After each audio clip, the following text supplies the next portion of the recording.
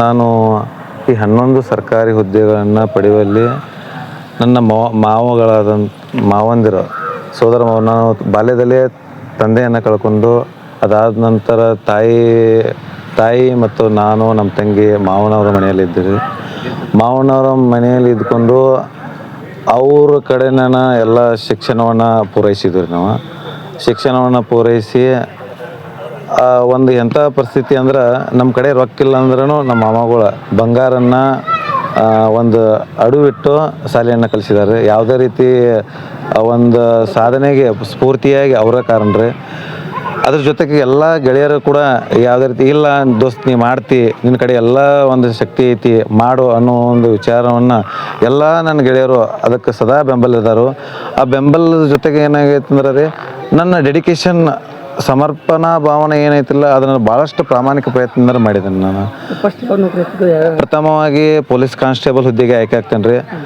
ನಾನು 2014ರಲ್ಲಿ coaching ಮುಗಿಸ್ತಾನು. Coaching ಮುಗಿಸಿದ ಟೈಮ್ದಾಗ 3 ಹುದ್ದೆಗೆ ಸೆಲೆಕ್ಷನ್ ಆಗ್ತೇನೆ ರೀ. KSRP 2nd Battalion ಬೆಳಗಾವಿಯಲ್ಲಿ ನಾ ಪ್ರಥಮವಾಗಿ ಅಲ್ಲಿಯೂ ಸೆಲೆಕ್ಷನ್ ಆಗ್ತೇನೆ ರೀ. ಸಿವಿಲ್ ಪೊಲೀಸ್ ಕಾನ್ಸ್ಟೇಬಲ್ ಬೆಳಗಾವಿ ಜಿಲ್ಲೆಗೆ ಆಯ್ಕೆ ಆಗ್ತೀನಿ.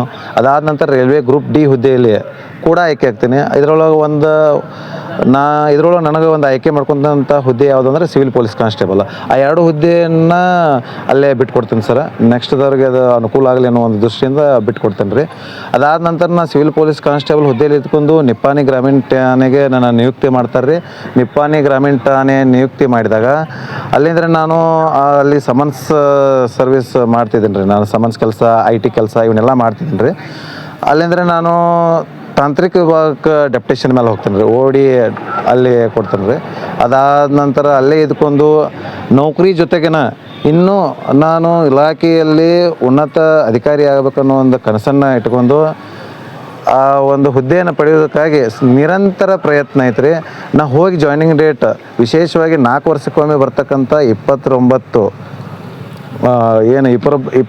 ಫೆಬ್ರವರಿ ತಿಂಗಳಲ್ಲಿ 28 ಇದ್ದರೆ 29 4 ವರ್ಷಗಳೊಮ್ಮೆ ಮಾತ್ರ ಬರುತ್ತೆ. ಆ ವಿಶೇಷ ದಿನದಿಂದ ಹೋಗಿ ಯಾವಾಗ ಜಾಯ್ನಿಂಗ್ ಆಗಿದ್ದೀನಲ್ಲ ಆ ದಿನದಿಂದ ಕೂಡ ನಾ ವೀರಭದ್ರೇಶ್ವರ ಗುಡಿಯಲ್ಲಿ ಹೆಡ್ ಕ್ವಾರ್ಟರಲ್ಲಿ ಇದ್ದಾಗ ಆ ದಿನದಿಂದ ಬುಕ್ ತೆಗೆದು ಸ್ಟಡಿ ಮಾಡಿದ್ದೀನಿ ರೀ. ನಾನು ಅಲ್ಲಿಂದ ಇಲ್ಲಿವರೆಗೆ ನಿರಂತರ ಐತ್ರಿ. ಯಾರು ಹೇಳಿದ್ರು ಬಿಟ್ಟಲ್ಲ. ಎಲ್ಲ ನಮ್ಮ ದೋಸ್ತುಗಳು ಬಿಡೋ ಇನ್ನು ಸಾಕು ಬಿಡೋ ಯಾಕೆ ಓದ್ತೀವಿ ಅದು ಅತೃಪ್ತ ಆತ್ಮ ಅಂತಾರಲ್ಲ ಆ ರೀತಿ ನಾ ಅನ್ನಕ್ಕೊಂದು ಹುದ್ದೆ ಪಡಿತಕ್ಕನೋ ಅದು ಒಂದು ಆಗಲೇಬೇಕನ್ನೋ ಒಂದು ಹಠ ತೊಟ್ಟು.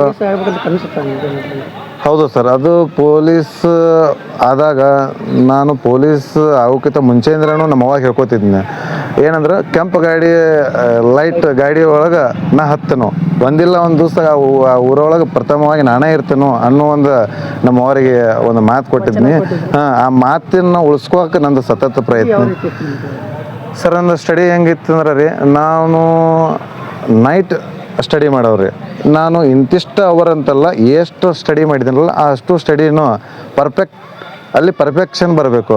ಈಗ ಎಷ್ಟು ಮಾಡಿದ್ರಿ ಅದು ಎಷ್ಟೋ 1 ಪೇಜ್ ಓದಲಿ 10 ಪೇಜ್ ಓದಲಿ 1 ಗಂಟೆ ಓದಲಿ 10 ಗಂಟೆ ಓದಲಿ ಆ ಓದೋದು ಇಂಪಾರ್ಟೆಂಟ್ ಅಲ್ಲ. ಓದಿದ್ದನ್ನು ಎಷ್ಟರ ಮಟ್ಟಿಗೆ ನೀವು ಮರಳಿ ರಿವಿಷನ್ ಮಾಡಿದಿರಿ, ಅದನ್ನು ಎಷ್ಟಲ್ಲಿ ತಲೆಗೆ ಇಟ್ಕೊಂಡ್ರಿ ಅನ್ನೋದು ವಿಚಾರ ಇಟ್ಕೊಂಡು ಓದಿದವ್ರನ್ನ. ಮತ್ತು ಈ ಟ್ರೆಂಡ್ ಅನಾಲಿಸಿಸ್ ಮಾಡ್ತಿದ್ದೀನಿ ನಾನು. ಕ್ವಶನ್ ಪೇಪರ್ ಅಲ್ಲಿಂದ ಇಲ್ಲಿವರೆಗೆ ನನ್ನ ಜರ್ನಿ ಸ್ಟಾರ್ಟ್ ಆಗಿ 2014ರಿಂದ 2024ರವರೆಗೆ 10 ವರ್ಷಗಳ ಕಾಲ ಮುಗೀತು. ಒಂದು ದಶಮಾನೋತ್ಸವ ಬಂದಂಗೆ ಐತೆ ಆ್ಯಕ್ಚುಲಿ.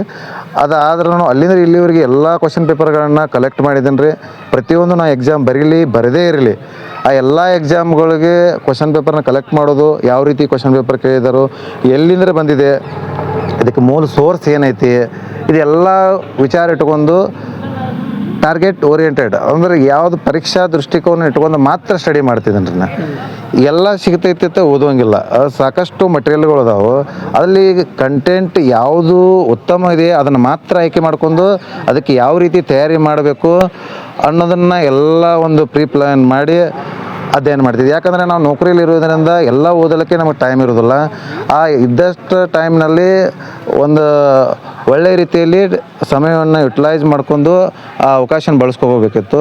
ಹೀಗಾಗಿ ನಿರಂತರ ಅಧ್ಯಯನ ಮಾಡುವುದರಿಂದ ನನಗೇನು ಕಷ್ಟ ಆಗ್ತಿರ್ಕಿಲ್ಲ. ಯಾಕಂದ್ರೆ ನನ್ನ ಕಂಟಿನ್ಯೂ ಸ್ಟಡಿ ಐತ್ರಿ. ಇಲ್ಲಿಂದ್ರೆ ನಮ್ಗೆ ಮುಂಚೆ ಹೇಳಿದಂಗೆ 2014 ನಾವು ಹೋಗಿ ಜಾಯ್ನಿಂಗ್ ಆಗ್ತಾನೋ ಅಲ್ಲಿಂದ ಇಲ್ಲಿವರೆಗೂ ನನ್ನ ನಿರಂತರ ಅಧ್ಯಯನ ಇತ್ತು. ನಾ ಯಾವುದೇ ರೀತಿ ಒಂದು 2-3 ತಿಂಗಳು ಗ್ಯಾಪ್ ಮಾಡಿದ್ರು ಸಹ ಅದನ್ನು 2 ತಿಂಗಳಲ್ಲಿ ಮರಳಿ ಅದನ್ನು ಪುನರ್ಮನನ ಮಾಡುವಂಥ ದೇವ್ರ ಶಕ್ತಿ ನನಗೆ ಕೊಟ್ಟಿದ್ದಾರೆ ರೀ. ಅದನ್ನು ಯಾವುದೇ ಹುದ್ದೆಗೆ ತಯಾರಿ ಬೇಕಾದ್ರೆ ಅದಕ್ಕೆ ಏನೈತಿ ಪ್ರಾಪರ್ ಅದಕ್ಕೆ ಮಟೀರಿಯಲ್ ಕಲೆಕ್ಟ್ ಮಾಡೋದು 1ನೇ ಹಂತ. ಅದರದ್ದು ಮೊದಲು ರೂಪರೇಷೆನ ತಿಳ್ಕೊಬೇಕ್ರಿ. ರೂಪರೇಷೆ ಯಾವ ರೀತಿ ಐತಿ, ಈ ಎಕ್ಸಾಮ್ ಪ್ಯಾಟ್ರನ್ ಯಾವುದನ್ನು ಒಳಗೊಂಡೈತಿ, ಇದಕ್ಕೆ ಏನು ಸೋರ್ಸ್ ಬೇಕು, ಇದು ಯಾವ ವಿಷಯವನ್ನು ಒಳಗೊಂಡೈತಿ, ಯಾವ ವಿಷಯನ ಒಳಗೊಂಡ್ರೆ ಯಾವ ವಿಷಯದೊಳಗೆ ಏನೆಲ್ಲ ಮಾಹಿತಿ ಅದಾವು ಅದನ್ನು ಮಾತ್ರ ನಾನು ತೆಗೆದುಕೊಂಡು ಸತತವಾಗಿ, ಈಗ ಸಾಕಷ್ಟು ಜನ ಧಾರವಾಡ, ಬೆಂಗಳೂರು ಇಂಥಲ್ಲೆಲ್ಲ ಓದ್ತಾ ಇದ್ದಾರೆ. ಎಲ್ಲರಿಗೂ ಆಗುವುದಿಲ್ಲ. ಯಾರು ಅದಕ್ಕೆ ಪೂರಕವಾಗಿ ಮಟೀರಿಯಲ್ ಇಟ್ಕೊಂಡು ಸರ್ಕಾರಿ ಪುಸ್ತಕಗಳನ್ನ ಓದಿ ಒಂದು ಪ್ರೀ ಪ್ಲ್ಯಾನ್ ಇರ್ಬೇಕು ನೋಡ್ರಿ. ಯಾವುದೋ ಒಂದು ಎಕ್ಸಾಮನ್ನು ನಾವು ಪಾಸ್ ಆಗ್ತೀವಿ ಅಂದ್ರೆ ಅದರದೇ ಆದ ಪ್ಯಾಟ್ರನ್ ಹೊಂದಿರ್ತೈತಿ. ಒಬ್ಬ SDA ಆದ ವಿದ್ಯಾರ್ಥಿ IAS ಆಗಂಗಿಲ್ಲ, IAS ಆದ ವಿದ್ಯಾರ್ಥಿ SDA ಆಗಂಗಿಲ್ಲ. ಇದು ಮಾತ್ರ ಶತಸಿದ್ಧ ಮಾತು. ಯಾಕಂದ್ರೆ IAS ವಿದ್ಯಾರ್ಥಿ ಅವನು ಭಾಳಷ್ಟು ಜ್ಞಾನವನ್ನು ಮಾಡಿರ್ತಾರೆ. ಇಲ್ಲಿ SDAಯಲ್ಲಿ ಕೇಳ್ತಕ್ಕಂಥ ಒಂದು ಪ್ಯಾಟ್ರನ್ನೇ ಬೇರೆ ಇರುತ್ತೆ. ಈ ಉದ್ದೇಶದಿಂದ ಆಯಾ ಒಂದು ಎಕ್ಸಾಮ್ಗಳಿಗೆ ಆಯಾ ಒಂದು ಎಕ್ಸಾಮದ ಒಂದು ಪ್ಯಾಟ್ರನ್ನೇ ಬೇರೆ ಇರೋದ್ರಿಂದ ಆಯಾ ಪ್ಯಾಟ್ರನ್ ತಕ್ಕಂಗೆ ನಾವು ಅಧ್ಯಯನ ಮಾಡಬೇಕಾಗಿರುತ್ತೆ. ಹೀಗೆ ಪೊಲೀಸ್ ಕಾನ್ಸ್ಟೇಬಲ್ ಆಯ್ಕೆ ಆದ ನಂತರ ಮತ್ತೆ 3 ಹುದ್ದೆಗೆ ಆಯ್ಕೆ ಆಗ್ತೇನೆ ರೀ. 3 ಹುದ್ದೆ ಮುರಾರ್ಜಿ ದೇಸಾಯಿ ಕರ್ನಾಟಕ ವಸತಿ ಶಿಕ್ಷಣ ಸಂಸ್ಥೆಯ ಸಂಘದ ಅಡಿಯಲ್ಲಿ ಮುರಾರಿ ದೇಸಾಯಿ ವಸತಿ ಶಾಲೆಯಲ್ಲಿ ನಿಲಯ ಪಾಲಕನಾಗಿ, ಕನ್ನಡ ಭಾಷಾ ಶಿಕ್ಷಕನಾಗಿ ಮತ್ತು ಪ್ರಥಮ ದರ್ಜೆ ಕಂಪ್ಯೂಟರ್ ಆಪರೇಟರ್ ಆಗಿ ಆಯ್ಕೆ ಆಗ್ತೇನೆ. ಈ 3ರಲ್ಲಿ ಮೊದಲ ಕನ್ನಡ ಭಾಷಾ ಶಿಕ್ಷಕರಾಗಿ ಆಯ್ಕೆಯಾಗಿ ಅಲ್ಲಿಯೂ 18 ತಿಂಗಳ ಕಾಲ ಸೇವೆಯನ್ನು ಸಲ್ಲಿಸ್ತೇನೋ. ಅದಾದ ನಂತರ ಏನು ಮಾಡ್ತೇನೆಂದ್ರೆ ಅದನ್ನು ನಾವು ವಾರ್ಡನ್ ಒಳಗೂ ಇನ್ನಷ್ಟು ಅವಕಾಶ ಸಿಗ್ತೈತಿ ಓದುವಲ್ಲಕ್ಕೆ ಅನ್ನೋ ಒಂದು ವಿಚಾರ ಇಟ್ಕೊಂಡು ಮಾತ್ರ ಆ ಕನ್ನಡ ಭಾಷಾ ಶಿಕ್ಷಕರಿಗೆ ರಾಜೀನಾಮೆ ನೀಡಿ ಹೊಳ್ಳೆ ನಾನು ವಾರ್ಡನ್ ಆಗ್ತೇನೆ ರೀ. ಅಂದರೆ ನಿಲಯ ಪಾಲಕರಾಗಿ ಕೆಲಸ ಮಾಡ್ತೀನಿ. ಆ ನಿಲಯ ಪಾಲಕರು ಎದ್ಕೊಂಡನ ಮತ್ತು ನಂದು BCM ವಾರ್ಡನ್ ಆಗ್ತೈತಿ. ಹಿಂದುಳಿದ ವರ್ಗದ ಕಲ್ಯಾಣ ಇಲಾಖೆಯಲ್ಲಿ, ಸಮಾಜ ಕಲ್ಯಾಣ ಇಲಾಖೆಯಲ್ಲಿ ವಾರ್ಡನ್ ಆಗ್ತೈತಿ. ಅವನ್ನ ಎರಡೂ ನನಗೆ ವಾರ್ಡನ್ ಹುದ್ದೆ ಅಷ್ಟೊಂದು ಅದರೊಳಗೆ ನಾವು ಆಸಕ್ತಿ ಇರೋದಂದ್ರೆ ಅವನ್ನ ಬಿಟ್ಟು ಕೊಡ್ತೇನೆ ರೀ. ಅದಾದ ನಂತರ ನೆಕ್ಸ್ಟ್ ನಾನು 6ರಿಂದ 8ನೇ ತರಗತಿ ಶಾಲಾ ಶಿಕ್ಷಕನಾಗಿ ಆಯ್ಕೆ ಆಗ್ತೇನೆ ರೀ. ಚಿಕ್ಕೋಡಿ ಜಿಲ್ಲಾ ಶೈಕ್ಷಣಿಕ ಜಿಲ್ಲಾಗೆ 43ನೇ ರ್ಯಾಂಕ್ ಪಡೆದು ಅಲ್ಲಿ ಆಯ್ಕೆ ಆಗ್ತೀನಿ. ಸ್ಥಳ ನಿಯುಕ್ತಿನೂ ಆಗ್ತೇನೆ ರೀ ದುರ್ದುಂಡಿಗೆ. ಆದರೆ ಅಷ್ಟರಲ್ಲಿ ನಂದು ಗ್ರೂಪ್ B ಭಾಷಾಂತರ ನಿರ್ದೇಶನದಲ್ಲಿ ಭಾಷಾಂತಕರ ಹುದ್ದೆ ಆಯ್ಕೆ ಆಗ್ತೇನೋ. ಅಲ್ಲಿ ನಾ ಇದಕ್ಕಿಂತ ಆ ಹುದ್ದೆಯನ್ನು ಅಲಂಕರಿಸಬೇಕನ್ನೋ ಇಚ್ಛೆ ಅಂದ್ರೆ ಭಾಷಾಂತರಕಾರರಾಗಿ ಸೇವೆ ಸೇರಿಸ್ತೇನೆ ರೀ. ಇಲ್ಲಿಗೆ ಇವಾಗ ಪ್ರೆಸೆಂಟ್ ನಾನು ಭಾಷಾಂತರಕಾರನಾಗೇ ಸೇವೆ ಸಲ್ಲಿಸ್ತೀನಿ. ಇವಾಗ ಬೆಂಗಳೂರಲ್ಲಿ ಅದು ಕೇವಲ ಬೆಂಗಳೂರಲ್ಲಿ ನಮ್ಮದು ಇರೋದರಿಂದ ಮಾತ್ರ ಭಾಷಾಂತರ ನಿರ್ದೇಶನ ಕೇವಲ ಬೆಂಗಳೂರಲ್ಲಿ ಮಾತ್ರ ಇದೆ. ನಾನು ಬೆಂಗಳೂರಿನಲ್ಲೇ ಇವಾಗ ಕಾರ್ಯನಿರ್ವಹಿಸ್ತಾ ಇದ್ದೇನೆ ರೀ. ಈಗ 11ನೇ ಈ ಏನು ನೌಕರಿ ಐತಿರಲ್ಲ PSI ಸಿವಿಲು, ಇದನ್ನು ನಾಕಂಡ ಅತಿ ದೊಡ್ಡ ಕನಸು. ಅದನ್ನು ನಮ್ಮ ಅವ್ವನ ಆಸೆ ಒಂದು ಸ್ವಲ್ಪ ನಾ ಇದನ್ನು ಮುಟ್ಟಿನಿ, ನನ್ನ ಡೆಸ್ಟಿನೇಷನ್ ರೀಚ್ ಆದ್ನಿ. ನಮ್ಮ ಅವ್ವನ ಒಂದು ಏನು ಕಂಡಂಥ ಕನಸು ಐತಲ್ಲ ಇದನ್ನು ನನಸಾಯ್ತು ಅನ್ನೋದೊಂದು ಆತ್ಮತೃಪ್ತಿ ಐತಿ. ನಮ್ಮೆಲ್ಲರ ಗೆಳೆಯರು ಏನು ಹೇಳ್ತಾರೆ ಅಂದ್ರೆ, ನಿನಗೆ ಇಷ್ಟೆಲ್ಲ ಟ್ಯಾಲೆಂಟ್ ಇದ್ರೆ ನೀ ಯಾಕೆ ಅದನ್ನು ಮುಂದಿನ ಹಂತಕ್ಕೆ ಹೋಗ್ಬಾರ್ದು.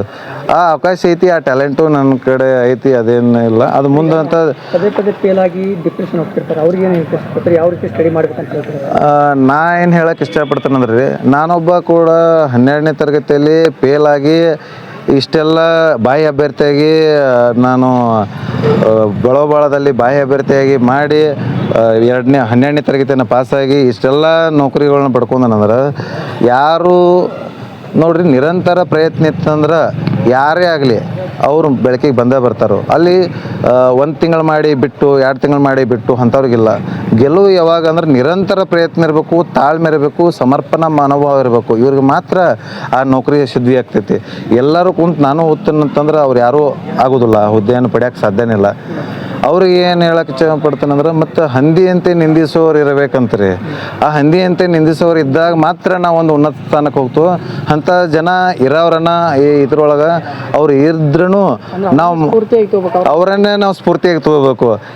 ಅವ ಅಂದಾನಂದ್ರೆ ನಾವು ಮಾಡಲೇಬೇಕು ಅನ್ನೋ ಒಂದು ಯಾವಾಗ ನಮ್ಮದು ಮನೋಭಾವ ಬೆಳೆಸ್ಕೊಂತಿಲ್ಲ ಅವಾಗ ಮಾತ್ರ ಅವ ಅಂದಾನ ಬಿಡಪ್ಪ ಅಂತ ಯಾಕೆ ನಾವು ಏನಾರು ಮಾಡೋಕ್ಕೆ ಹೋದ್ವು ಅಂದ್ರೆ ನಾವು ಸೋಲು ಖಚಿತ. ನಾವು ಸೋಲಿಗೆ ಎಡೆ ಕೊಡ್ತೀವಿ, ಕರೆ ಒಳ್ಳೆ ನಾವು ಗೆಲುವಿನ ಕಡೆ ಮುಖ ಮಾಡೋಕ್ಕೆ ಸಾಧ್ಯ ಆಗೋದಿಲ್ಲ. ಅದಕ್ಕೆ ನಾನು ಹೇಳಕ್ಕೆ ಇಚ್ಛೆಪಡ್ತೇನೆ ಅಂದ್ರೆ, ಫೇಲು ಮಾರ್ಕ್ಸು ಕಡಿಮೆ ಬರೋದು ಇವು ಯಾವುದೂ ಕೌಂಟ್ ಆಗಂಗಿಲ್ಲ. ಒಂದು ಅದಕ್ಕೂ ಯಾವುದೋ ವಿಷಯಕ್ಕೂ ಒಳಪಡೋದಿಲ್ಲ. ಏನಾದ್ರೂ ಗೆಲ್ಲುವ ಮನಸ್ಸು ಗೆಲ್ಲುತ್ತದೆ, ಸೋಲುವ ಮನಸ್ಸು ಸೋಲುತ್ತದೆ. ಗೆಲ್ಲವಂಗ ಯಾವಾಗಿದ್ರೂ ಗುರಿ ಮಾತ್ರ ಫೋಕಸ್ ಇರಬೇಕು. ಗುರಿ ಮಾತ್ರ ನಾವು ಟಾರ್ಗೆಟ್ ಏನು ಅನ್ಕೊಂಡು ಅದಷ್ಟೇ. ನಮಗೆ ಸೈಡ್ ಕುದುರೆಗೆ ಒಂದು ಮೋತಿ ಕಟ್ಟಿರ್ತಾರೆ, ಏನಂತ ವಿಚಾರ ಇಟ್ಕೊಂಡು ಕಟ್ಟಿರ್ತಾರೆ ಅದು ಯಾವುದೂ ಕಡೆ ನೋಡಬಾರ್ದು. ಅದ್ರ ಗುರಿ ಏನೈತಂದ್ರೆ ಅದು ಯಾವ್ದು ಕಡೆ ಹೋಗ್ಬೇಕಾಗಿಲ್ಲ ಆ ವಿಚಾರ ಇಟ್ಕೊಂಡು ಮಾತ್ರ ಅದು ಹೋಗ್ತಿರ್ತೈತಿ. ಹಂಗೆ ನಾವು ಕುದುರೆ ಕಟ್ಟಿದಂಗೆ ನಾವು ಏನು ಅನ್ಕೊಂಡಿಲ್ಲ, ಯಾವುದು ಬಾಜು ಅನ್ನಲಿ ಬಿಡಲಿ ಯಾರ್ದು ನಾವು ವಿಚಾರನ ತಗೋದ ನಾವು ಆ ಗುಡಿ ಕಡೆ ಹೋಗ್ಬೇಕು. ಈಗ ಓದೋರಿಗೆ ಯಾವ ಏನು ಸ್ಟಡಿ ಮಾಡ್ಬೇಕಂತ ಹೇಳಿ ನೀವು ಯಾವ್ದು ಓದಿದ್ರಿ? ನಾ ಯಾವ ರೀತಿ ಸ್ಟಡಿ ಮಾಡಿದ್ರೆ, ನಾವು ಮುಂಚೆನೇ ಹೇಳ್ದಂಗೆ ಟ್ರೆಂಡ್ ಅನಾಲಿಸಿಸ್ ಮಾಡ್ತಿದ್ದೆ. ಟ್ರೆಂಡ್ ಅನಾಲಿಸಿಸ್ನಲ್ಲಿ ಈ ಕ್ವಶನ್ ಯಾವ ದಿನದ ಬಂದಿದೆ, ಯಾವ ವೆಬ್ಸೈಟ್ದಿಂದ ಬಂದೈತಿ, ವೆಬ್ಸೈಟ್ದಿಂದ ಬಂದರೆ ಆ ವೆಬ್ಸೈಟ್ದು ಪೂರ್ತಿ ಎಲ್ಲ ಸ್ಟಡಿ ಮಾಡೋದು. ಅಲ್ಲಿ ಫಾರ್ ಎಕ್ಸಾಂಪಲ್ ಎಕ್ಸಾಮ್ ಯಾವುದಾಗಿರ್ಬೋದು, GK ಟುಡೇ ಆಗಿರ್ಬೋದು, ಜಾಗರಣ ಜೋಶ್ ಆಗಿರ್ಬೋದು, ಇವೆಲ್ಲ ವೆಬ್ಸೈಟ್ಗಳು. ಇಲ್ಲಿಂದ ಪ್ರಶ್ನೆಗಳು ನೇರವಾಗಿ ಬರ್ತಾವ್ರಿ. ಪ್ರಶ್ನೆಗಳು ನೇರವಾಗಿ ಬರ್ತಾವೆ, ಅವನ್ನೆಲ್ಲ ಸ್ಟಡಿ ಮಾಡೋದು. ಅದಾದ ನಂತರ ಸರ್ಕಾರಿ 6ರಿಂದ 12ನೇ ತರಗತಿವರೆಗೆ ಎಲ್ಲ ಸರ್ಕಾರಿ ಪುಸ್ತಕಗಳನ್ನ ನಮ್ಮ ಇದೀಗ ನಾವು ಮಾತಾಡಿದಂಥ ನಮ್ಮ ಗುರುಗಳ ಸಹಾಯಕ ಅವರು ನಮಗೆ ಬುಕ್ ಕೊಟ್ಟು ಅವನ್ನ ಸ್ಟಡಿ ಮಾಡೋಕೆ ಹೇಳಿದಾರೆ. ಅವ ಎಲ್ಲ ಪುಸ್ತಕಗಳನ್ನ ನಾವು ಅಧ್ಯಯನ ಮಾಡಿದ್ವು. ಇದಕ್ಕೆ ಪೂರಕವಾಗಿ ಅನೇಕ ಒಂದು ಆತರಿಗೆ ಈಗ ಫಾರ್ ಎಕ್ಸಾಂಪಲ್ PS ಗಂಗಾಧರ ನಾವು ಭಾರತೀಯ ಸಂವಿಧಾನಕ್ಕೆ ಹೋದ್ರೆ ಅದೇ ರೀತಿ ಒಂದೇ ಒಂದು ವಿಷಯಕ್ಕೆ ನನ್ನ ಕಡೆ ಏನೂ ಇಲ್ಲ ಅಂದ್ರೆ 4ರಿಂದ 5 ಪುಸ್ತಕ ಅದಾವ್ರಿ. ಎಲ್ಲ ವಿಷಯಕ್ಕೆ ಗಣಿತಕ್ಕೆ 7 ಅದಾವು, ಮತ್ತು ಕನ್ನಡ ಬಂದರೆ ಸಾಕಷ್ಟು ಪುಸ್ತಕಗಳು ಅದಾವೆ. ನಾ ಕನ್ನಡ ವಿದ್ಯಾರ್ಥಿ ಆಗಿರೋದ್ರೆ ಕನ್ನಡಕ್ಕೆ ಸಾಕಷ್ಟು ಪುಸ್ತಕಗಳನ್ನ ಇಟ್ಟಿದ್ದೀನಿ. ಇಂಗ್ಲೀಷ್ ಆಗಿರ್ಬೋದು, ಇಂಗ್ಲೀಷ್ಗೂ ಒಂದು 6-7 ಬುಕ್ ಅದಾವೆ. ಅದ್ರದ್ದು ಒಂದು ಪಟ್ಟಿನೇ ಐತ್ರಿ.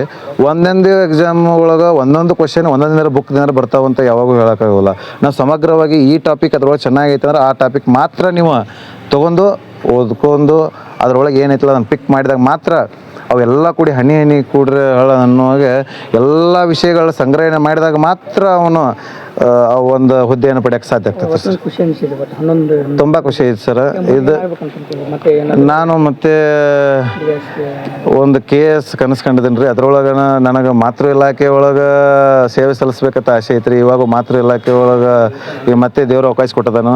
ಮುಂದೆ DYSP ಹುದ್ದೆ ಏನಾದ್ರು ಒಂದು ಅವಕಾಶ ಸಿಕ್ಕರೆ ಆ ಹುದ್ದೆಯನ್ನು ಪಡೆಯೋಕೆ ನಾನು ಎಲ್ಲ ಪ್ರಯತ್ನವನ್ನು ಮಾಡ್ತೀನಿ ಸರ್.